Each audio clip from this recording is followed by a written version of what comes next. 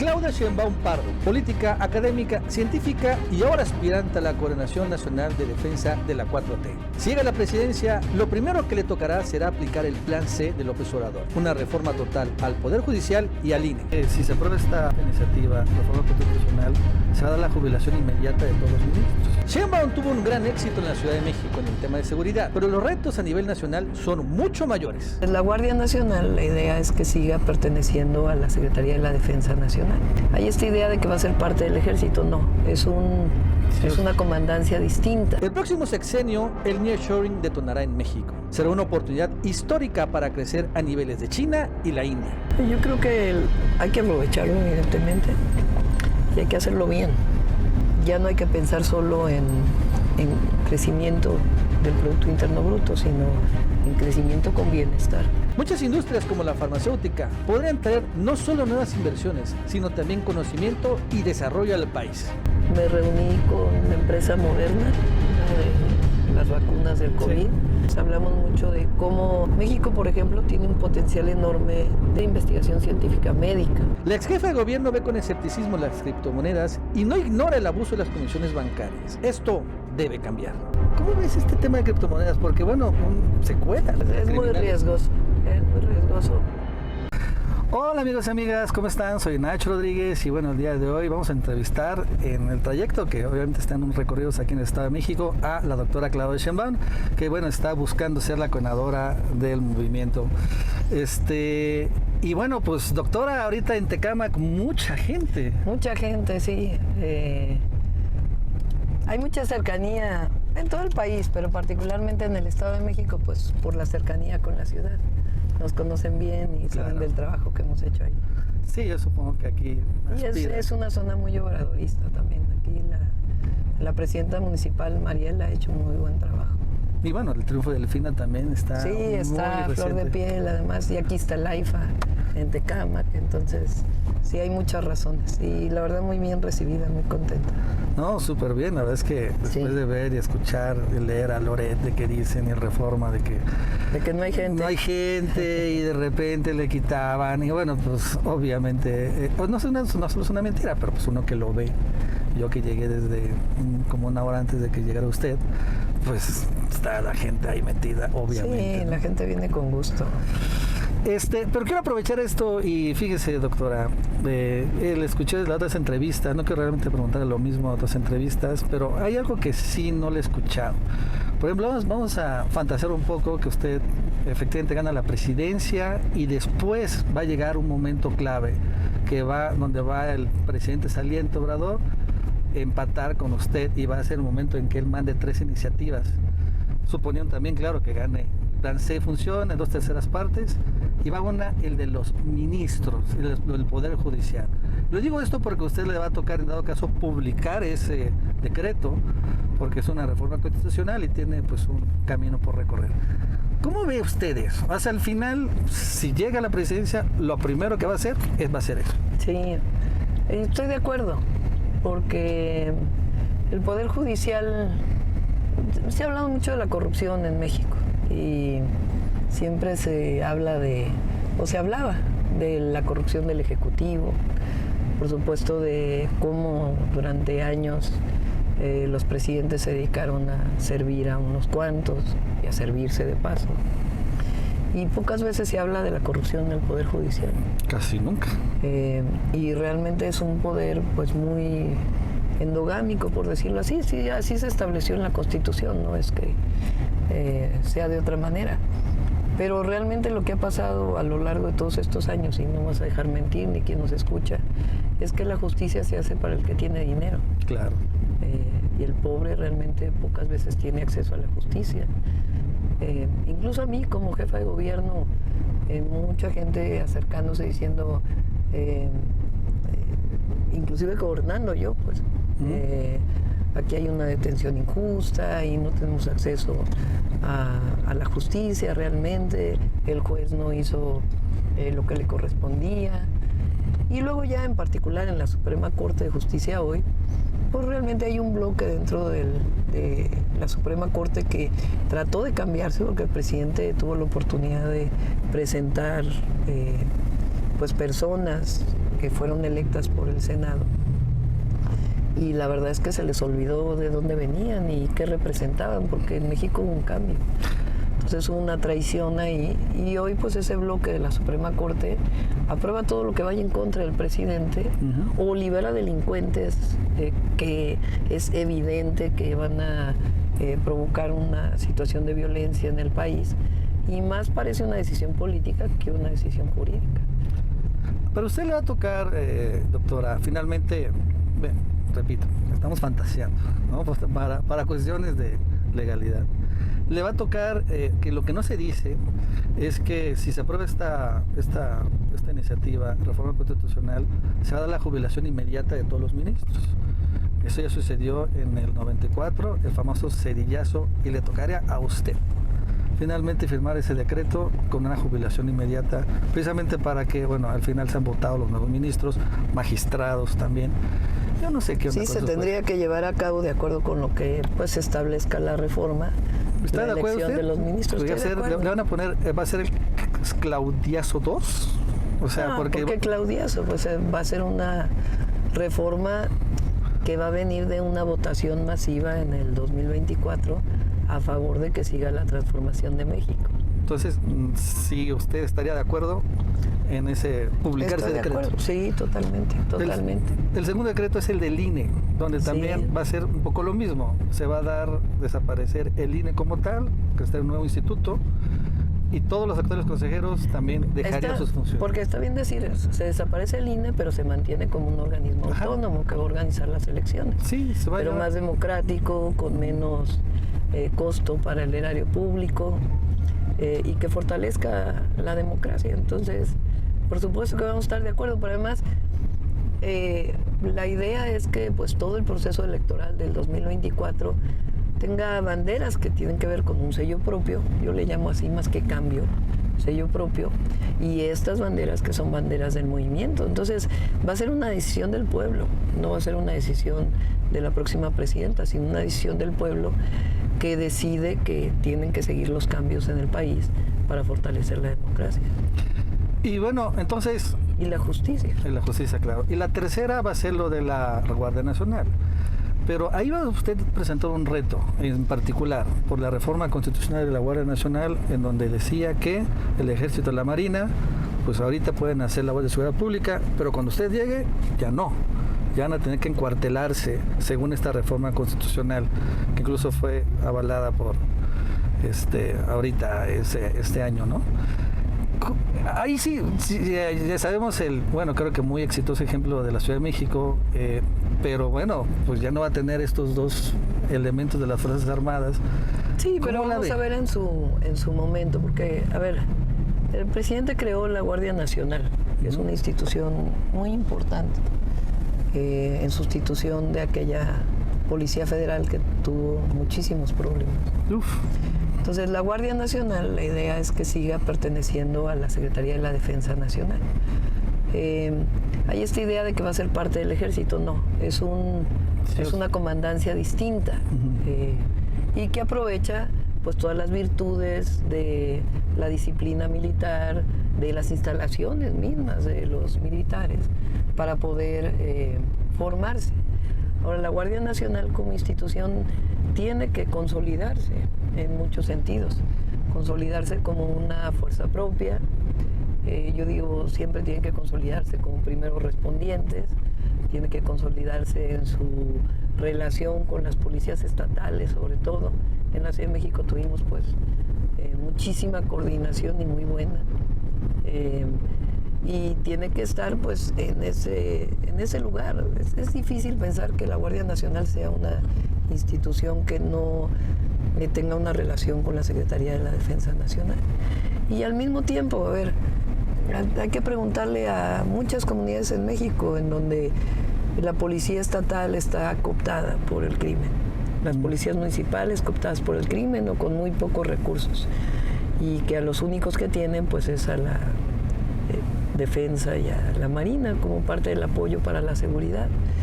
Entonces hay que ver el momento en donde termina el presidente, que evidentemente van reduciéndose todos los delitos, para tomar las decisiones. Lo importante es tomar decisiones siempre pensando en el pueblo.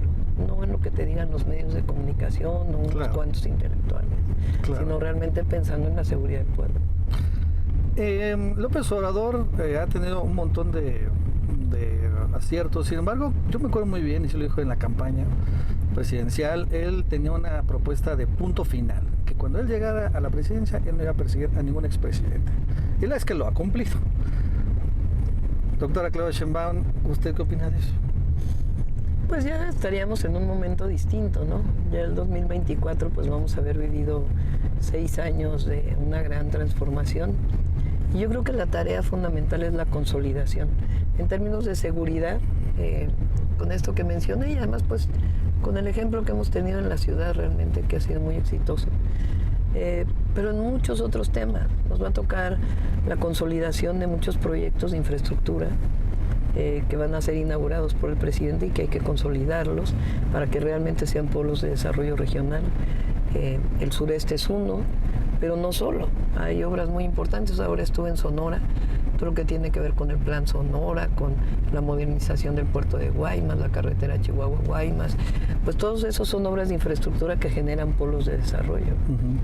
Entonces todo eso tiene que consolidarse y tiene que ampliarse. Yo siempre hablo de ampliar los grandes derechos del pueblo de México. ¿A qué me refiero? Hay que consolidar la educación pública, no solamente la educación básica, sino la media superior y la superior, para ampliar la matrícula y hacerlo parte del desarrollo. ¿Cómo ampliar más la matrícula? ¿Más universidades o las universidades con más capacidad? Pues las dos cosas. Por ejemplo, yo en la ciudad creé la Universidad Rosario Castellanos. Ahorita muy bonito porque aquí una mujer del Estado de México me dijo, estoy bien feliz porque estudié en la universidad que usted creó. Y así me pasa cuando estoy por la ciudad. Entonces, desde hacer crecer la propia Universidad Rosario Castellanos y hablar con las universidades públicas que han tenido muchos problemas de burocratización, la verdad creo yo, y están las universidades Benito Juárez, pero hay que consolidar la educación media superior y superior, creo yo, en este crecimiento del país y desarrollo del país. Yo siempre he sido una defensora de la educación pública y va a ser elemento central de mi gobierno. Y regresando a eso, o sea, para que ya nos quedamos que si los expresidentes y no sé qué, hay que mirar hacia adelante. Sí, porque la verdad es que eso, honestamente yo, como mexicano y muchos ven, pero lo vemos caso Latinoamérica, podrá ser después caos caótico político, pero pues ahí sí hay expresidentes en la cárcel. Sí. Allí sí vemos muchos de ese tipo de cosas. Y la verdad es que pues, los mexicanos dicen, no, está muy bien, pero como que falta la cereza del pastel. Porque pues estos expresidentes, yo supongo que en total impunidad, pues ven que también están en una especie de... Pero mira, están muy desprestigiados, que yo creo que es... Sí, eso sí, también. La sanción social a veces es mucho más fuerte que cualquier sanción penal, ¿no? O sea, tú oyes a un Fox hablando de la pensión adulto mayor diciendo mentiras y la gente pues se pitorrea, la verdad, porque dice, ¿cómo es posible que haya tanta hipocresía? Y eso a veces es más fuerte que cualquier otra cosa. Regresando un poco al tema de unos meses después de ganar la presidencia, ¿ha pensado en cuál va a ser su primera iniciativa propia después de plan, lo que finalmente deje el presidente? Sí, López sí lo Obrador? he pensado y de hecho estamos trabajando con un equipo en lo que es la continuidad de la 4T. Pero ya ves que el INE dice que no podemos hablar de... Bueno, pues de qué tema, cuando menos, sí. Salud, educación, obras... Sí, tiene que ver, tiene que ver con, yo digo, el fortalecimiento de los derechos del pueblo de México, así le llamo yo. Okay. ¿Cuáles son los derechos? La educación pública, la consolidación del IMSS Bienestar, la vivienda que se ha hecho con el Infonavit, pero tiene que fortalecerse más, seguir incrementando el salario mínimo y además en acuerdo con los empresarios, como lo ha hecho el presidente. Tiene que seguirse consolidando la inversión con bienestar, como se ha hecho hasta ahora, consolidar los proyectos y también lo que es el plan de obras de infraestructura hacia adelante. Infraestructura para el desarrollo con bienestar, infraestructura también para el bienestar y para los derechos. Entonces sí estamos trabajando en ese proyecto. Hay muchos jóvenes ayudándonos en la construcción, y en su momento mi idea es abrirlo pues para que mucha gente participe. Un poco he escuchado usted y quiero hablar de cosas un poco más económicas. Sí. Por ejemplo, ¿tiene un plan fiscal, una reforma fiscal? El presidente López Obrador no impulsó nada. Nada más, claro, sí recaudó lo que no habían pagado los multimillonarios. Está muy bien, pero finalmente no hubo reforma fiscal. Medio hubo ahí, pero no hubo nada. ¿Usted sí tendrá algo más? Sí, estamos haciendo un cálculo. De hecho, con información pues del gobierno de México en este momento, porque cuando se terminen las obras de infraestructura del presidente, el Tren Maya y muchas obras de infraestructura, van a quedar muchos recursos disponibles para lo que sigue, ¿no? Claro. Entonces es cuántos recursos hay, cuántos recursos adicionales, cuánto de la propia nueva inversión va a generar nuevos recursos, cuánto de lo que representa, por ejemplo, la propia explotación del litio va a dejar recursos para el país, antes de estar pensando en incrementar impuestos y otras cosas. Entonces es de lo que tenemos ahora hasta dónde nos da, y después de eso pues seguir ampliando, y hay que hacerlo en una relación de consenso. Mira, critican mucho al presidente de la polarización y las decisiones más importantes de política económica las tomó el presidente López Obrador en acuerdo con las cúpulas empresariales. O sea, el incremento de salario mínimo no fue una decisión unilateral.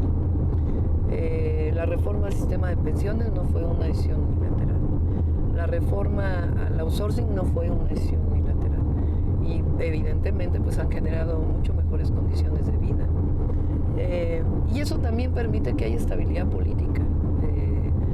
Entonces, ¿cuál polarización? Realmente, si todo eso no fue una decisión unilateral. Inclusive hubo acuerdos para el tema del gas natural. Ya en el tema energético, inclusive, había mesas de trabajo y luego se ampararon después de esas mesas de trabajo. Entonces, en la medida de lo posible hay que buscar seguir trabajando en esa perspectiva y no generar tensiones que puedan provocar. Claro, siempre pensando en el pueblo de México y en la soberanía.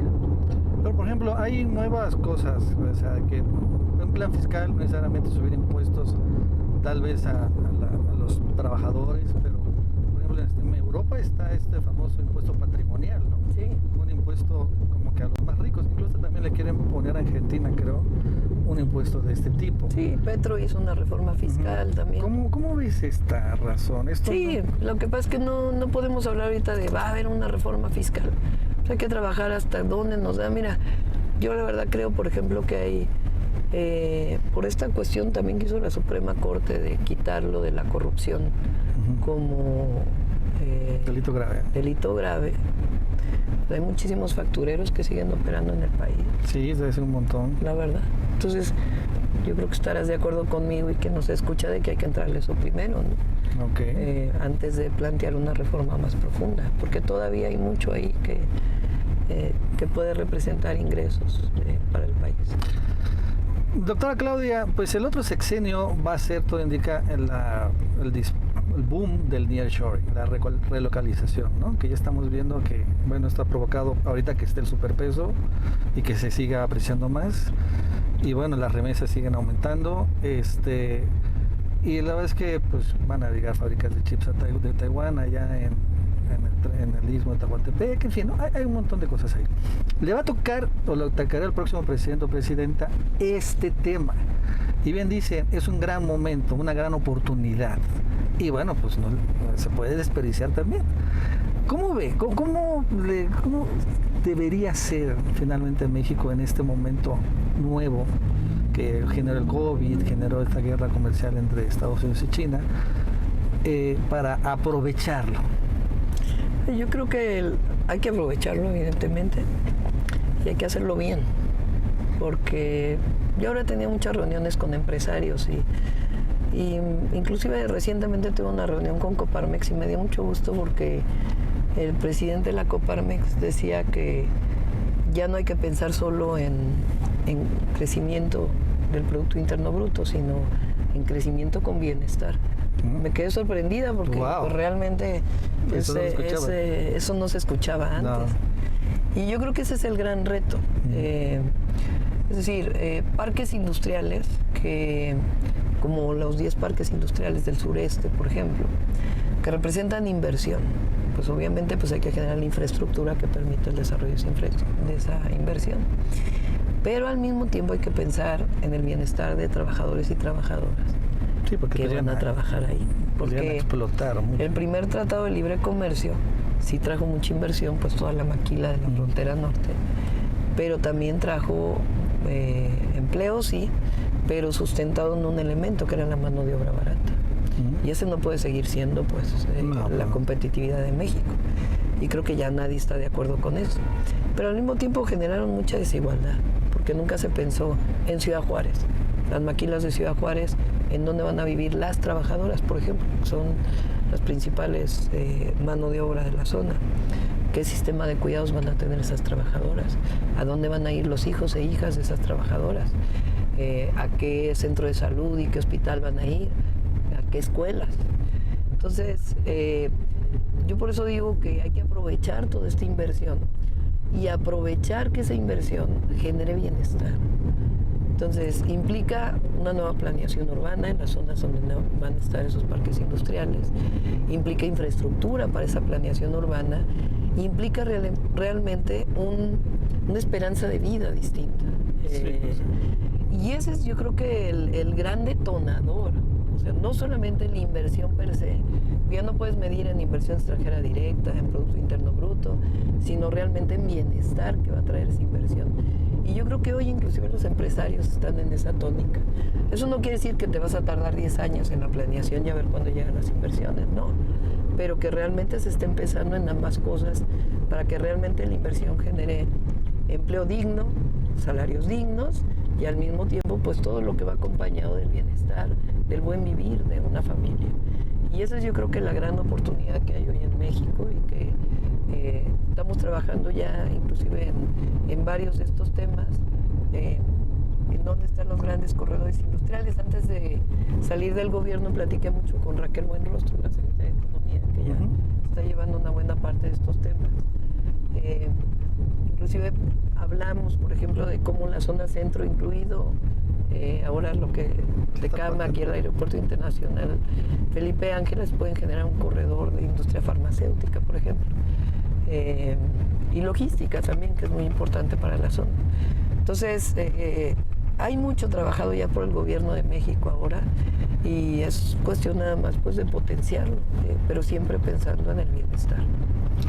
Sí, la verdad es que ha tenido reuniones con, por ejemplo, también inversionistas extranjeros, porque... Sí, por ejemplo, recientemente, antes de salir del gobierno, me reuní con, de hecho, uno de los últimos días con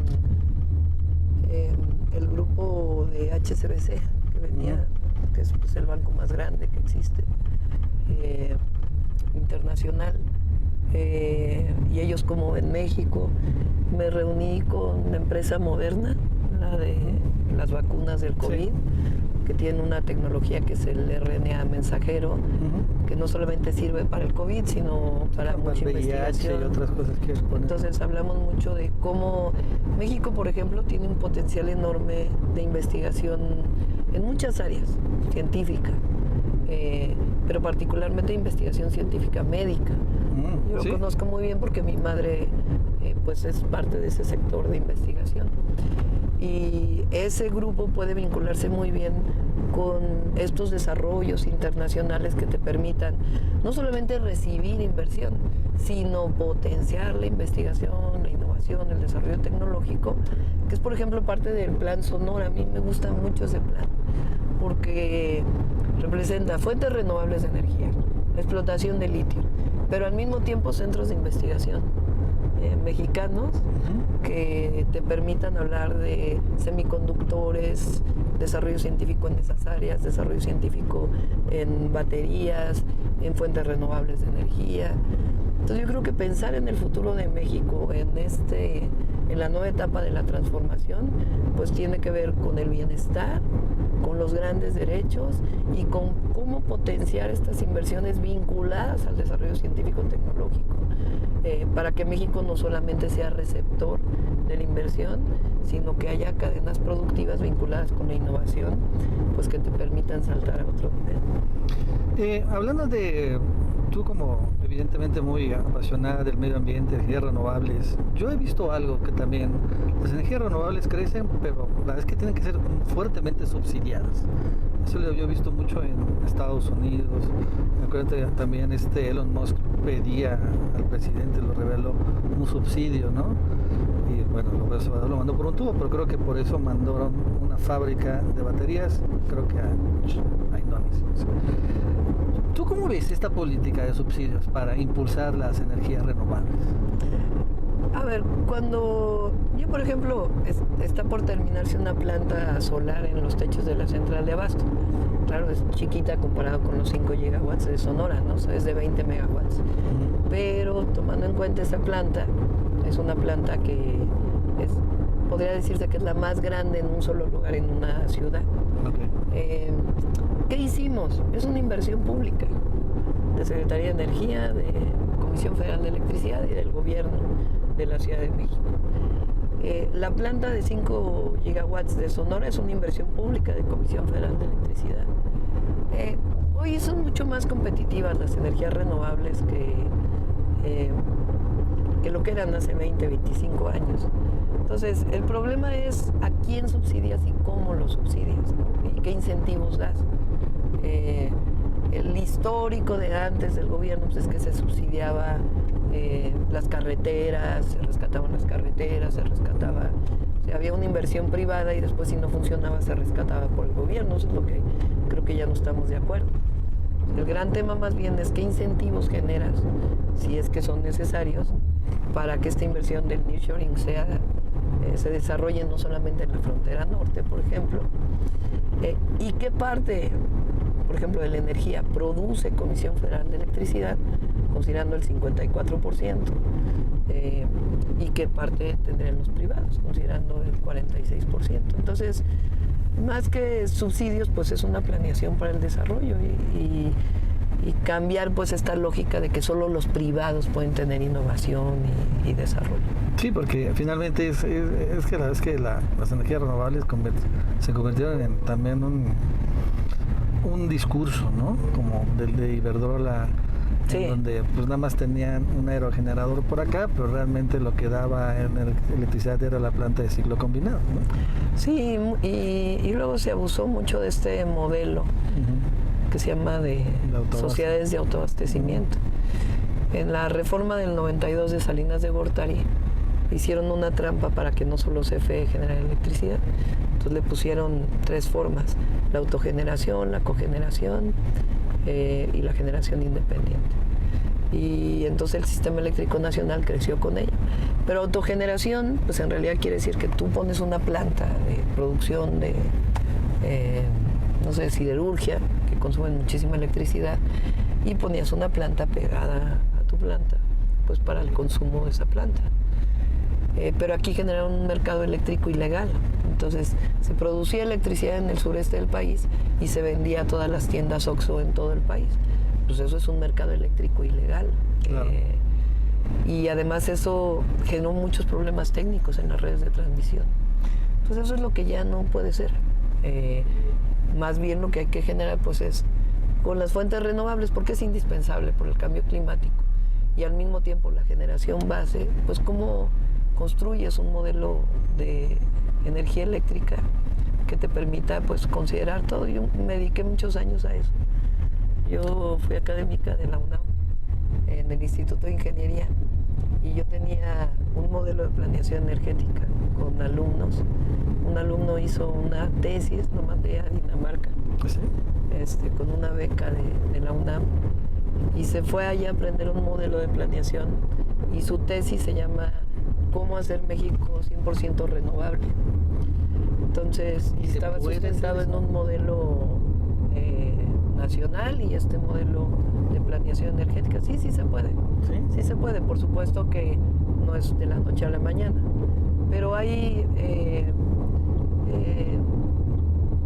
O sea, el chiste de la solar y la eólica es que generan electricidad pues solamente cuando hay viento o cuando hay luz. Claro. Entonces requieres una base de generación. Y esa base de generación ahora es principalmente hidráulica, con todo el potenciamiento que está haciendo el presidente, y de gas natural, esencialmente. Entonces, la idea pues es ir también utilizando, por ejemplo, biomasa a través de la basura municipal, también como una fuente de energía. Y tener un sistema combinado pues que te permita ir haciéndolo cada vez más renovable. Pues la verdad es que entonces en su gobierno habría sido un muy fuerte impulso a las energías renovables. Sí, y por supuesto con lo que deja el presidente, ¿no? Porque a ver, el presidente está dejando pues las refinerías modernizadas, hay que usarlas. Por cierto, ayer era la otra gran mentira de la reforma energética, porque Sí. así como hablan del feminismo, que es puro boca para afuera, y a la hora de la hora lo único que hay en el fondo es un machismo profundo en el conservadurismo. Igual eran las fuentes renovables de energía, porque hablaban de cambio climático y andaban en todos los foros internacionales. Pero eso sí, la reforma energética planteó que la base de generación del petróleo eran 3 millones de barriles de petróleo diario. El presidente, en cuanto llega, dice, a ver, no, son 2 millones de barriles de petróleo diario que nos permitan la autosuficiencia. Y de ahí, pues todo lo demás que crezca, pues tiene que ser con base en otras energías. Entonces, esa es la base que está dejando el presidente, y de ahí pues ir generando todas las condiciones para el desarrollo de las renovables y de la eficiencia energética, que también es un tema primordial. ¿Y ve entonces la posibilidad o no ve la posibilidad de comprar otra refinería o construir otra refinería? Yo creo que no va a ser necesario, hay que analizarlo, ¿verdad? Porque hay que caminar hacia la electromovilidad, que es hacia donde todo el mundo está caminando. Entonces, tener esta base que nos permite el desarrollo actual, y lo que sigue pues ya ir acelerando el proceso de electromovilidad en México, junto con el Plan Sonora, que es ahí donde habrá, y también en el sureste se está planteando la producción de baterías que permitan el desarrollo de vehículos eléctricos para transporte público y transporte privado. Y fíjese que siempre cuando se habla de vehículos eléctricos, se habla de ese tema, bueno, mencionan los Tesla, pero la verdad es que son muy caros. Aún así hay otros vehículos eléctricos mucho más baratos, aunque todavía no veo que entre bien a una competitividad. Aún así veo que de repente hay armadoras chinas que traen hasta vehículos eléctricos en una caja y no la arma. ¿Cómo sería su política finalmente para que en dado caso se adopten más los vehículos eléctricos? Porque eso es lo que va a impulsar de una otra manera, sí, que haya estaciones de carga. Sí, a ver, yo creo, fíjate, en la ciudad hicimos un proyecto, hicimos un centro de innovación tecnológica en Vallejo. Hay una empresa privada en la ciudad de Iztapalapa que desarrolló hace años una patente de motor eléctrico. Entonces se acercaron a nosotros, hicimos un proyecto con el Instituto de Ingeniería de la UNAM y se potenció ese motor eléctrico, y es un motor que ahora están usando camiones de la empresa Modelo, de la cervecería Modelo, para introducir el vehículo eléctrico de carga pesada ligera, carga ligera, digamos, no tractocamión, pero sí un vehículo que distribuye cervezas en la ciudad y que ya es eléctrico. Entonces yo creo en esa sinergia. Pensar solamente que lo que ya está en términos de tecnología, México solamente va a poner al país para ese desarrollo, creo que está bien, pues, y hay que aceptarlo, pero tenemos que ir más allá. Yo escribí un artículo hace mucho tiempo de cómo una camioneta, por ejemplo, una porque vamos, para un transporte urbano. Pues es una camioneta muy pesada, que usa mucho material, y que en términos de sus impactos al medio ambiente, pues genera muchísimos impactos por la producción de acero, la producción de todo. Y cómo realmente el vehículo compacto, pues es un vehículo que es mucho más viable para una ciudad como la Ciudad de México. Entonces yo creo que no es solamente el Tesla, que es un vehículo caro, pesado, de lujo, sino realmente cómo podemos, junto con las industrias automotrices extranjeras y la proveeduría nacional, generar modelos que permitan a las ciudades de México, América Latina, inclusive asiáticas, un modelo compacto, seguro, más barato, pues que te permita transitar hacia la electromovilidad. O sea, ¿sí ve una marca mexicana de vehículos eléctricos? Sí, varias. ¿Sí ve? Y combinado también con las industrias automotrices transnacionales, es factible hacerlo. Porque yo me acuerdo mucho el famoso vehículos Dina, ¿no? Que sí fueron... Existe todavía esa empresa. Todavía sí, pero ya no como antes, ¿no? No, ya no como antes. Pero la verdad es que a mí me sorprende que a pesar de que México es una potencia automotriz a nivel mundial, no tengamos una marca de vehículos. Sí.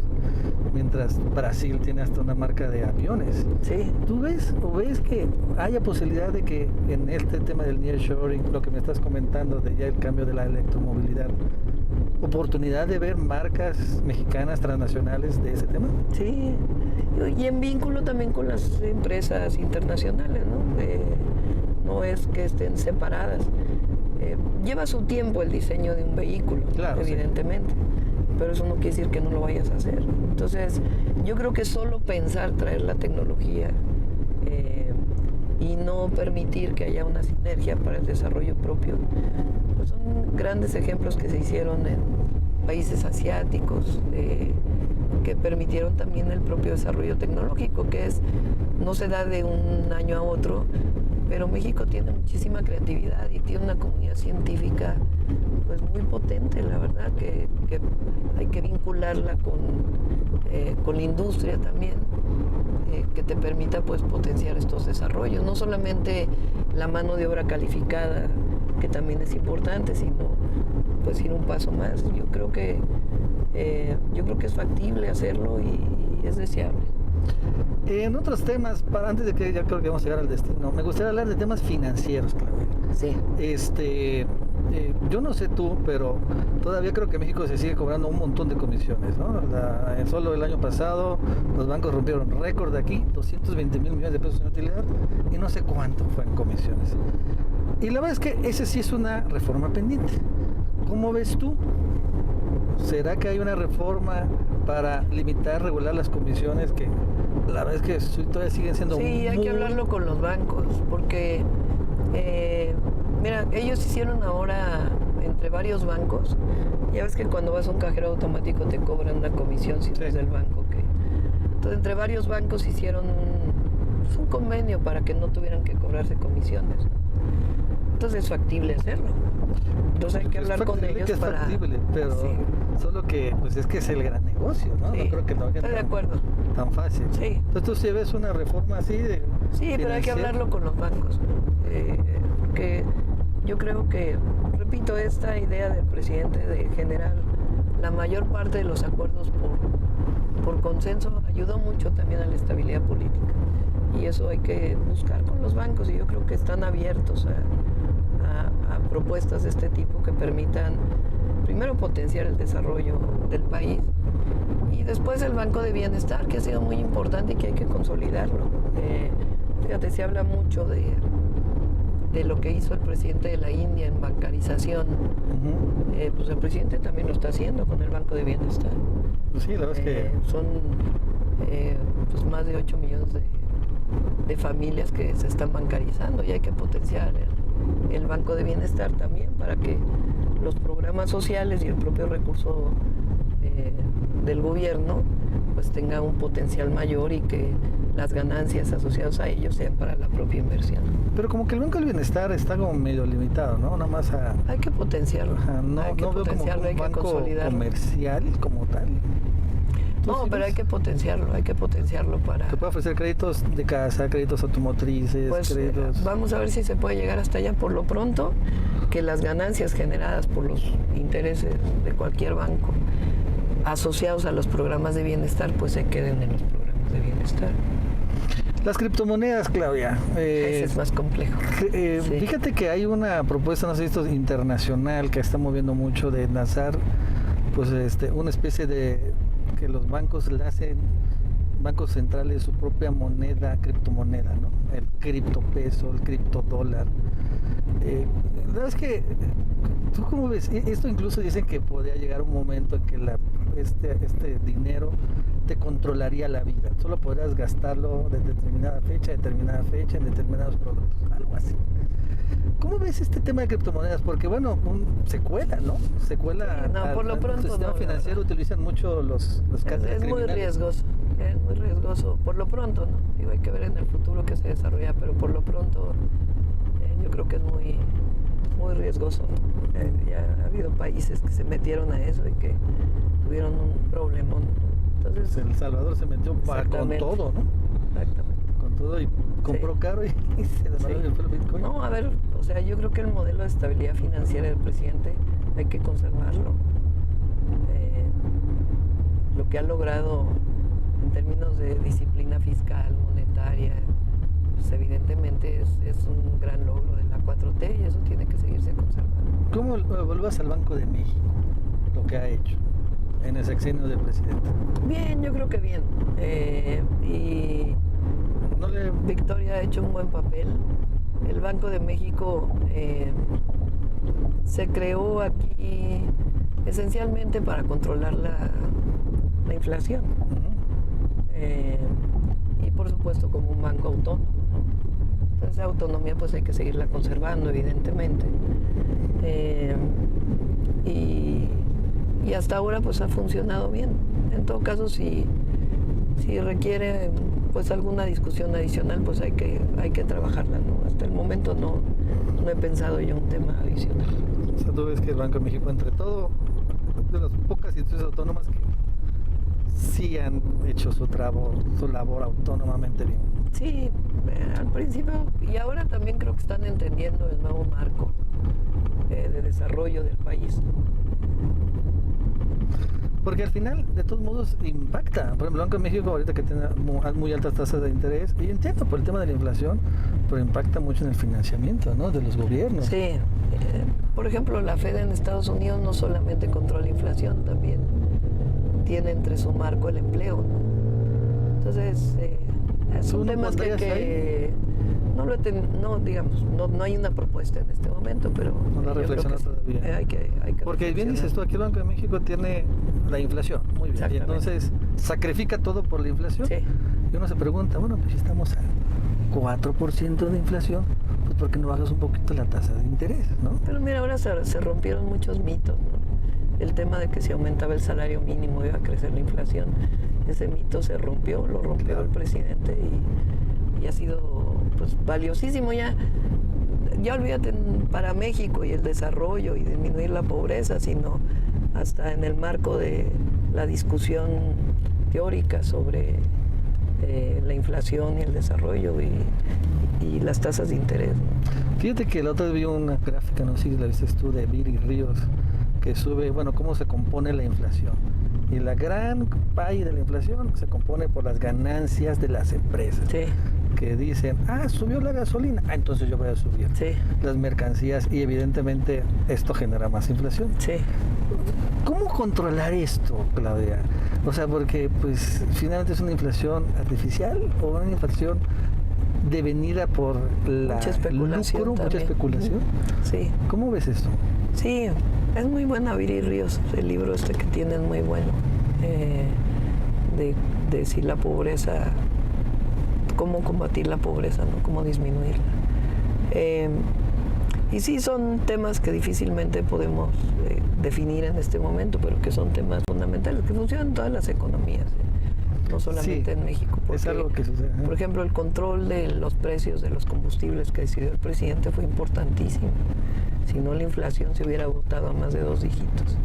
¿Tú mantendrías ese precio controlado de gasolina, de electricidad? A ver, lo que no puedes es afectar a los que menos tienen. O sea, eso es un hecho. Me decían el otro día en Nogales que había que bajar las tarifas, ¿no? Porque tienen una tarifa de verano, que lo tiene CFE desde hace mucho tiempo. Sí. Pues Nogales particularmente tiene una temperatura muy extrema. En verano mucho calor y en invierno frío. Y yo, yo pienso que tiene que ver, pues evidentemente, con que las tarifas no representen un porcentaje muy alto de los ingresos, pero también hay una parte tecnológica fundamental, en el sentido de que tienen que promoverse el uso eficiente de la energía, porque no es lo mismo un mini split, inverter, ¿no? Sí. Que uno de ventana. Sí, o nuevas tecnologías que hay para los aires acondicionados. Yo durante un tiempo me dediqué a trabajar un modelo de cómo si pones sombra en las casas. O sea, si siembras un árbol en Mexicali a un lado de, claro, con sus características de suelo y todo lo demás, al lado de una casa te pones sombra y entonces disminuyes mucho el uso de los aires acondicionados, ¿no? Sí, yo me acuerdo que hay muchos, por ejemplo, fotos de hace mucho tiempo en determinada ciudad había un montón de árboles. Sí. Y la temperatura promedio era no sé tanto, y ahorita sin árboles la total tala, pues el pavimento. Sí. ¿No? Y aumenta. Entonces son tecnología, medio ambiente y tarifas, son las tres cosas, ¿no? que hay que combinar para disminuir emisiones y al mismo tiempo pues no permitir que haya un porcentaje muy alto de la tarifa que afecte los ingresos, ¿no? Relación internacional, Claudia. Ahorita, pues hace unos días fue el tema de Rusia, está lo de Ucrania, pero bueno, vamos a hablar con la relación más importante con Estados Unidos, el vecino. Probablemente, si eres presidente, te va a tocar el regreso de Donald Trump, que bueno, pues ha sido todo un desafío. Creo que el presidente López Obrador lo llevó muy bien, pero bueno, estuvo la amenaza de los aranceles muy, muy fuerte. ¿Cómo ves tú finalmente la relación con nuestros vecinos estadounidenses? Pues tiene que ser muy inteligente. Ese es el principal socio comercial. Nuestras economías están pues integradas, pero nunca debe ser de sumisión. Yo grabé un video ahí en el muro hace unos días, porque estuve ahí justo en la frontera. Allá en Mexicali. Entonces lo que nunca puedes permitir pues es que te traten como menos, ¿no? Y hay que ser inteligente en esa relación. Y yo creo que al mismo tiempo temas tan importantes, por ejemplo, se habla mucho del tema del maíz, ¿no? Sí. Y que como el presidente que permite que el tema del maíz, ahora que puso los aranceles para el maíz blanco que viene principalmente de Sudáfrica, pues hay temas de soberanía. Eso los decía los empresarios de Nogales. Pues es cierto que tiene que haber desarrollo en infraestructura para la electricidad, para que haya inversiones, pero a todos nos corresponde también defender la soberanía de México. Claro. Entonces, por ejemplo, en el caso del maíz transgénico, pues ahí estás defendiendo origen. Si desaparece las variedades del maíz criollo mexicano, pues desaparece nuestra historia y desaparece la alimentación de muchísimos mexicanos y mexicanas. Entonces, ahí, más allá de cualquier cosa, hay que defender nuestro maíz y lo que representa en términos de la soberanía alimentaria. Entonces, hay temas que son de defensa y hay otros temas de principios, digamos, y hay otros temas que pues siempre hay una negociación en el marco además del TEMEC que existe ahora, ¿no? Va a venir ahí un proceso después de negociación del propio TEMEC y pues hay que ser muy inteligentes en ello y saber qué cosas, como lo hizo el presidente. El petróleo ese sí no entra al tratado, ¿no? Así lo planteó el presidente y así se aceptó. Sí, claro. y se estuvo por entregar. Sí. Y el litio, pues nunca se tocó, ¿eh? Todavía no era tema. No estaba de moda. Minerales críticos, entre otros el litio. Oye, ¿y cómo ves las tierras raras? Finalmente también, como dices, minerales críticos, estratégicos. Sí, ahí... Yo no sé si hay yacimientos aquí en México. Sí, sí hay algunos. Pues el gran tema de la minería es los impactos ambientales de la minería, ¿no? Y cómo debe desarrollarse. Particularmente el litio, pues qué bueno la nacionalización del litio, y ahora pues hay una investigación muy importante de cómo producir litio, que en México tiene mucha arcilla, ¿no? Entonces, para mí es apasionante en el sentido de que, repito, desarrollas tecnología, investigación y al mismo tiempo soberanía. Tú ves, por ejemplo, obviamente el Litiomex pues apenas está arrancando. En todo caso te tocaría a ti consolidar. ¿Ves que, por ejemplo, se puedan construir eventualmente, no solo extraer el litio y exportarlo, sino procesarlo aquí en México? Sí. ¿O cuál crees que sería de una vez que se empieza a producir litio? No, es el procesamiento aquí, pues por eso es la cadena productiva en la medida de las posibilidades completas, si se puede. Porque es el litio, la producción de baterías y la producción del vehículo eléctrico, entre todo otras cosas. Ahí en Sonora y en otros lados puede ser también.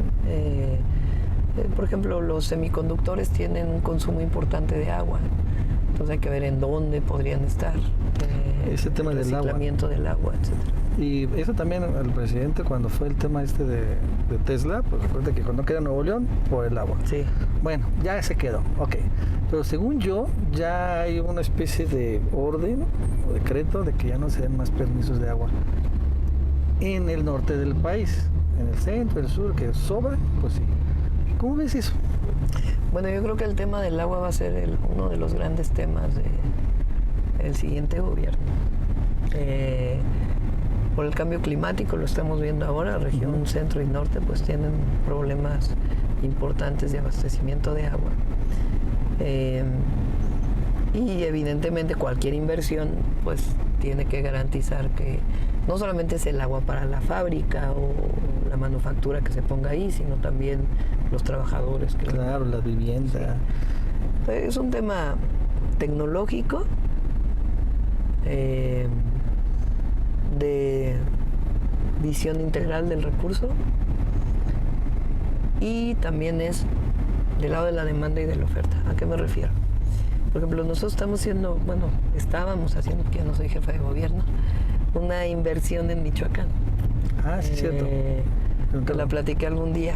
Sí. Entonces, tú dices, ¿qué hacían el Estado de México y la Ciudad de México y con agua invirtiendo en Michoacán para tener agua para la zona metropolitana? Pues porque ahí hay una presa, la presa del Bosque, son varias, que son el sistema Cutzamala, pero la última es la presa del Bosque. Y ahí un número muy importante de agricultores empezaron a sacar agua sin permiso para producir aguacate y guayaba.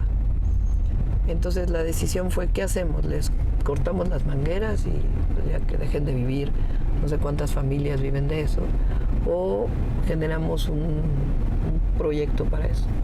Entonces en este momento se está eficientando todo el agua. Ellos van a ser más productivos con tecnología, se les va a dar los derechos de agua y van a consumir menos agua para la producción agrícola, y eso va a permitir que venga más agua a la zona metropolitana del Valle de México, y además dando agua a comunidades de Zitácuaro que hoy no tienen suficiente agua. Entonces, la mayor parte de uso de agua en el mundo y en México es para agricultura. Entonces tiene que haber la parte de tecnificación en acuerdo, porque hay muchos ejidos todavía que riegan con canales.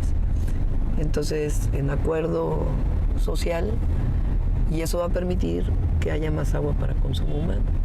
Por eso digo, es del lado de la demanda y del lado de la oferta, con obras importantes de infraestructura como el acueducto y la presa que se están haciendo para la zona metropolitana de Monterrey, o para Querétaro, por ejemplo, que ayer estuve ahí. Y nosotros dejamos varias obras en puerta para la zona metropolitana del Valle de México. Pero sí va a ser un gran desafío, ¿no? Ese es uno de los grandes desafíos. Allá en el norte, la crisis estuvo muy fuerte, Nuevo León estuvo Sí. Y vienen más, yo creo, ¿no? Vienen más. No es que siempre va a haber sequía, porque depende mucho, el cambio climático también tiene que ver con fenómenos climáticos históricos como el Niño y la Niña y otras cosas. Al ratito a lo mejor estamos preocupados por las inundaciones. Sí, pues yo que vivo en Tabasco, pues, también tenemos ese tema, ¿no? Sí. Bueno, pues muchas gracias, Claudia. Al contrario. La verdad es que te agradecemos mucho Muchas gracias y muchas felicidades siempre, porque la verdad es que han hecho un papel importantísimo en la 4T. Y tú también, pues aquí, como parte de la 4T, Nacho, de informar fuera de los medios comerciales. Y pues muchas felicidades. no, y a ti también, y bueno, porque fue tu cumpleaños el día de ayer, y la verdad es que pues te agradecemos muchísimo de que pues tú como aspirante a ser coordinadora de la 4T estés así con esta apertura hacia las redes sociales. Al contrario. ¿No? Pues muchas gracias, Clara. Gracias. Ahí estamos.